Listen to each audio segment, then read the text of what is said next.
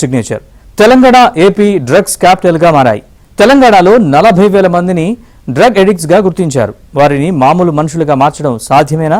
ఏపీలో ఇంకెంతమంది drug addicts ఉన్నారు? ఈ డ్రగ్స్ గబ్బు వదిలించుకోవడం ఇప్పట్లో సాధ్యమేనా?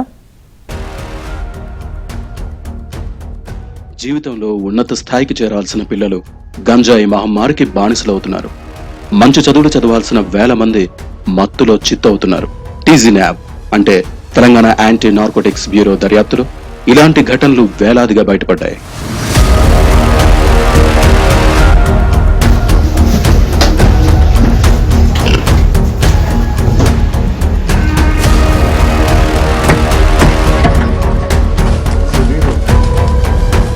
ఇప్పటి వరకు తెలంగాణ వ్యాప్తంగా 40,000 మందికి పైగా డ్రగ్స్ వినియోగదారులను అధికారులు గుర్తించారు. అందులో గత 7 నెలల్లోనే 6,000 మంది మత్తుబాబులకు కౌన్సిలింగ్ ఇచ్చారు.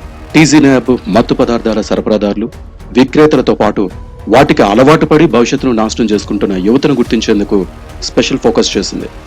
డ్రగ్ పెడ్లర్స్ నుంచి సేకరించిన సమాచారంతో పాటు ర్యాండమ్ గా ఎప్పటికప్పుడు పరీక్ష నిర్వహిస్తూ ఇప్పటి వరకు రాష్ట్ర వ్యాప్తంగా 40,000 మందికి పైగా గుర్తించింది. వారికి కౌన్సిలింగ్ ఇస్తూ మత్తు నుంచి బయటపడేలా సూచనలు ఇస్తోంది. అయితే ప్రతి 100 మందిలో 90 మంది మిత్రుల ప్రోద్బలంతోనే మొదటిసారి గంజాయి తాగామని, తర్వాత అది వ్యసనంగా మారిందని చెబుతూ తమ ఆవేదనను వ్యక్తం చేస్తున్నారనేది అధికారుల మాట. మనము యాజ్ ఆల్ డిపార్ట్మెంట్స్ కోఆర్డినేషన్ తోటి ఈ డ్రగ్స్ యాంటీ డ్రగ్స్ క్యాంపెయిన్ అనేది మనము వెళ్తున్నాము. దీన్ని ఇంకా ఎఫెక్టివ్గా తీసుకోవడానికి మేము ముందుకు వెళ్తాం. రాష్ట్ర ప్రభుత్వం ఏదైతే సంకల్పంతో తెలుతుందో అదేవిధంగా వరంగల్ కూడా మనము డ్రగ్స్ రహిత సమాజంగా చేయాలి అనే ఉద్దేశంతో చిన్నపిల్లలు అంతా కూడా యూత్ అంతా కూడా ఉజ్వల భవిష్యత్తు వాళ్ళు పాడు చేసుకుంటున్నారు. దీన్ని దూరంగా ఉండి వాళ్ళు బ్రైట్ ఫ్యూచర్ని వాళ్ళు కాపాడుకోవాలి అండ్ వాళ్ళు ఇంకా మంచిగా మన దేశానికి కాంట్రిబ్యూట్ చేయాలనే ఉద్దేశంతో వెళ్తున్నాము. అందరికీ కూడా ఈ మెసేజ్ అందరూ కూడా యాజ్ అ లౌడ్గా ఈ మెసేజ్ పంపించే ఉద్దేశంతో ఫోర్కింగ్ చేస్తున్నాము.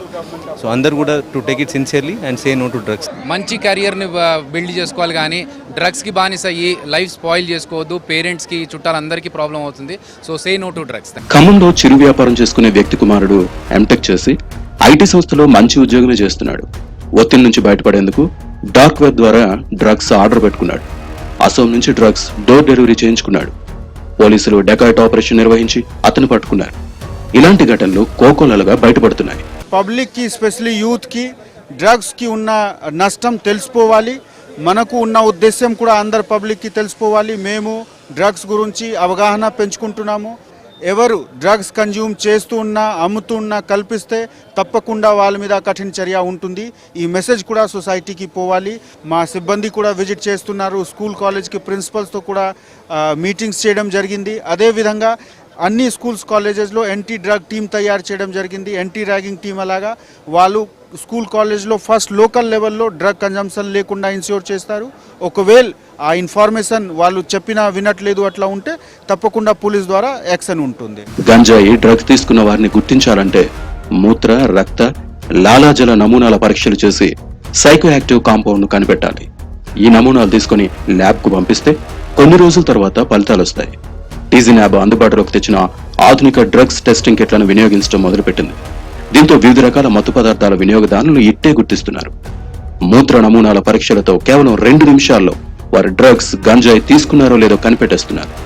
వర్సిటీలు, వైద్య, ఇంజనీరింగ్ కళాశాలలు, పబ్బుల్లో ర్యాండమ్ గా పరీక్ష నిర్వహిస్తున్నారు. డ్రగ్స్ తీసుకున్నట్లు నిర్ధారణ అయితే వెంటనే వారి కుటుంబ సభ్యులకు సమాచారం ఇచ్చి పిలిపిస్తున్నారు. పరిస్థితి తీవ్రంగా ఉన్న వారిని డీఎడిక్షన్ కేంద్రాలకు పంపిస్తున్నారు. మరికొందరికి కౌన్సిలింగ్ ఇచ్చి తల్లిదండ్రులతో ఇంటికి పంపుతున్నారు.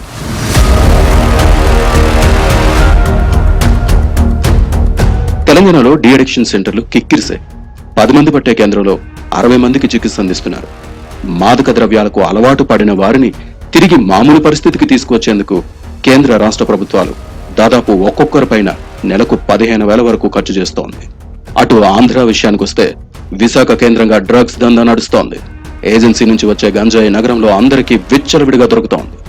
ఉమ్మడి విశాఖ జిల్లా గిరిజన ప్రాంతంలో దాదాపు 5,000 ఎకరాల్లో గంజాయి సాగవుతోందని సమాచారం. చాలా చోట్ల స్కూల్స్ వరకు గంజాయి వెళ్లిపోయింది. ఆంధ్రప్రదేశ్ లో గంజాయి, మాదక ద్రవ్యాలపై ఉక్కుపాదం మోపేందుకు యాంటీ నార్కోటిక్స్ టాస్క్ ఫోర్స్ ఏర్పాటు చేయాలని ప్రభుత్వం నిర్ణయించింది. ఐజీ స్థాయి అధికారిని దీనికి అధిపతిగా నియమించాలని, జిల్లాలో ఎస్పీ స్థాయి అధికారులను బాధ్యులుగా పెట్టాలని నిర్ణయించింది. వైకాపా హయాంలో 2 ఏళ్ల పాటు గంజాయి విధ్వంసానికి కూడా అనుమతి ఇవ్వలేదని, దీంతో విచ్చలవిడిగా లభ్యత పెరిగిందని భావిస్తున్నారు. ఇప్పటికే ఒడిశా సరిహద్దుల నుంచి గంజాయి రాకుండా నియంత్రణ చర్యలు చేపట్టింది. చెక్ పోస్టులు, సీసీ కెమెరాలను ఏర్పాటు చేశారు.